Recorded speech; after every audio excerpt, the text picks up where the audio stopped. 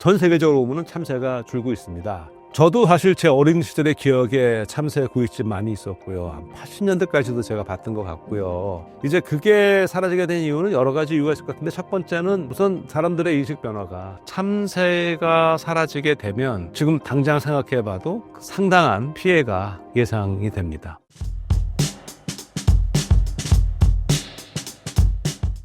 예전보다 참새가 잘 보이지 않는 것 같은데 참새 개체 수가 실제로 감소하고 있나요? 글쎄요, 제가 통계를 찾아보니까 공식적인 통계는 안 나와 있는데요. 일단 저도 그렇고 제가 아는 많은 분들이 참새 수만 많이 줄었다고, 보기 어렵다고 이렇게 말을 해요. 다 도시 기준입니다.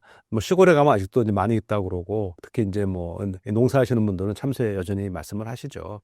전 세계적으로 보면 참새가 줄고 있습니다.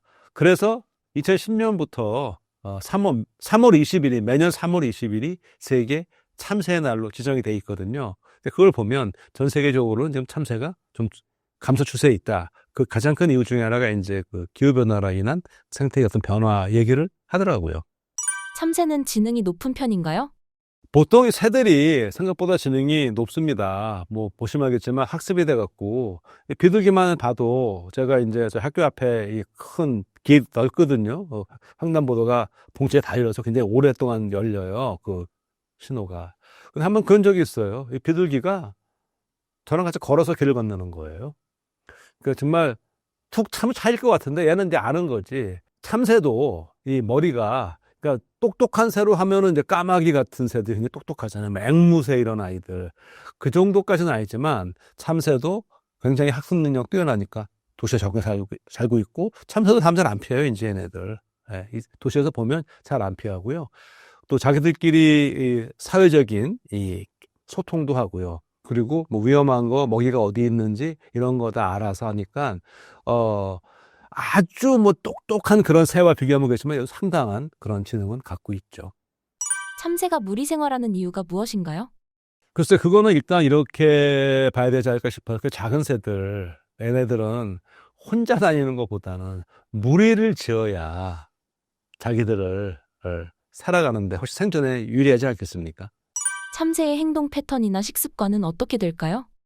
참새는 우리가 보통 이제 이 곡식을 쪼아 먹어서 호수아비 놓고 그랬잖아요. 근데 참새는 다 잡식성이거든요. 그러니까 그 농사철에 그럴 때는 그 곡식을 먹지만, 그렇지 않을 때는 벌레도 먹고요.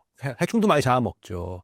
그리고 도시에 있는 참새들은 잡식이니까 떨어져 있는 과자 부스에부터 시작을 해서 먹이가 있는 거면, 제가 언젠가 한번 저희 그 아파트 단지 내에서 참새들이 누가 버리고 떨어졌는지 이렇게 그 라면 과자가 있는데 그걸 열심히 쪼아 먹고 있더라고요.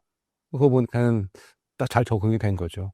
허영만의 식객에 나오기도 했던 참새구이 집들이 사라진 이유가 무엇일까요? 저도 사실 제 어린 시절의 기억에 참새 구이집 많이 있었고요. 한 80년대까지도 제가 봤던 것 같고요.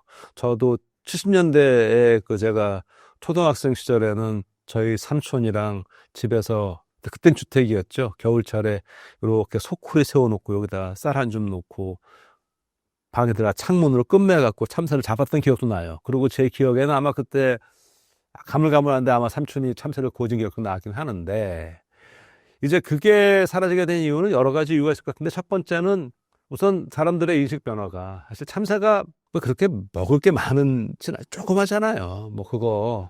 옛날에 그 술안주로 그냥 참새 한 마리 다 이렇게 오독오독 다 드셨다고 그러는데, 저는 먹어본 적이 없지만은요. 지금은 참새 말고도 충분히 좋은 단백질원이 많이 있잖아요. 예. 많은 이 닭고기도 있고 많은 고기들이 있으니까 굳이 그럴 필요가 없을 것 같고요. 또 하나는 이 인식의 변화가 있죠. 그 야생 조류잖아요. 야생 조류를 잡아서 그거를 이렇게 먹는 거에 대한 사람들의 그게 그렇게 선뜻 호감이 가진 않잖아요.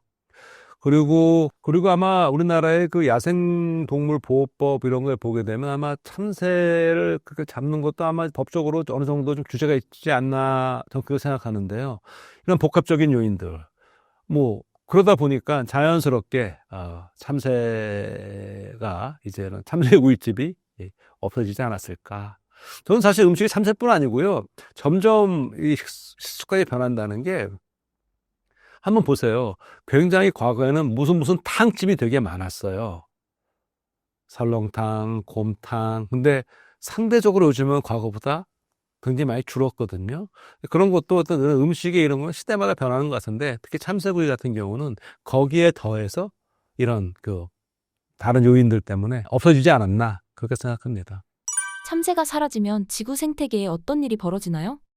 아, 이게 제가 어렸을 때 저희 할머니가 너 이런 말씀 하셨는데, 이 든자리는 표가 안 나도 난자리는 표가 난다고. 굉장히 지혜로운 말이라고 생각을 해요. 그러니까 항상 모든 게 있을 때는 우리가 그 소중함을 모르는데, 이제 없어 보면 그걸 알게 되는데, 참새가 제가 아까 앞서 말씀드린 대로 자축성이고, 곡물을 먹으니까 우리가 보통 이제 해로운 새로 생각을 하는데, 물론 당연히 농사를 지는 분한테는 굉장히 해롭죠. 그렇게 생각하실 수 있죠. 그런데 그냥 생태학적으로 보게 되면 그렇게 공식이 없을 때는 얘네가 곤충을 잡아먹거든요. 그럼 상당히 해충을 많이 잡아먹게 돼요. 그러면 어떤 일이 있냐면 참새가 싹 없어져 버린다. 그러면 그만큼 곤충 수가 줄지 않겠죠? 해충도 많이 늘어나겠죠? 그럼 그 해충들이 우리한테 큰 피해를 줄 거란 말이에요. 또 그런 해충들 가운데 해충이 많아지면 어떤 것도 많을 수 있냐면 곤충이 매개하는 감염병도 꽤 있거든요. 그것도 간접적으로 늘어날 수 있을 것 같아요. 그리고 이 생태학적으로 보게 되면 이 먹이 사슬이 참새는 또 다른 맹금류나 다른 동물의 또 이 먹잇감이 될 수밖에 없거든요. 이거 뭐 자연이 조금 이거 어쩔 수가 없는 그 먹이 사슬의 관계에 있다 보니까 먹이 사슬이 붕괴가 되면 또 생물 다양성에도 영향이 오게 될 것이고 그래서 참새가 사라지게 되면 지금 당장 생각해 봐도 상당한 피해가 예상이 됩니다. 참새와 비둘기는 어떤 관계인가요? 일단 둘이 막 적대관계로 싸우는 관계는 제가 아까 여기도 걸어오다가 저기 경의선 숲길에서 거기 비둘기랑 참새가 같이 있는 거 봤는데요.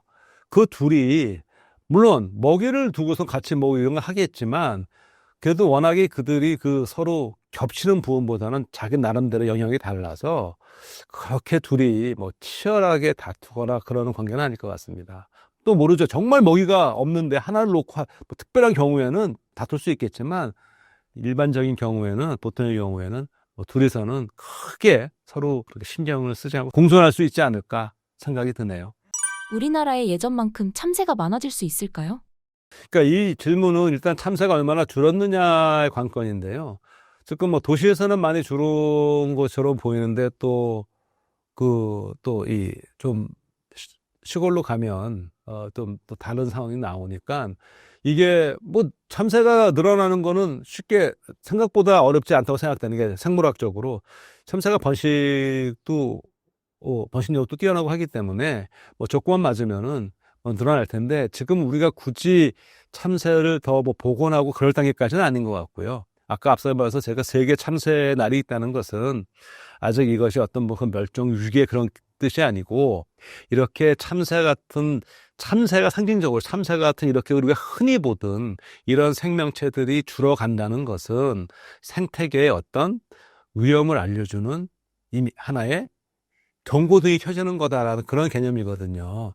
따라서 우리가 인지해야 될 것은 우리 곁에 흔히 있던 이런 하나의 생명체가 점점 사라진다는 것은 우선 주신해야 되겠지만 그걸 지금 그렇다고 또 인위적으로 막 아직 복원하고 그럴 단계는 아니라고 생각이 돼요. 다만 이게 주는 것이 좀 예의주시해야 되고 더 됐을 때 어느 시점에서는 이거 안 되겠다. 더 이상 줄지 않게는 그런 노력은 뭐 필요할지 모르겠지만 지금 당장 뭐 이거를 걱정할 그럴 단계는 아닌 것 같습니다. 비둘기가 도시에 많이 있는 이유가 무엇인가요?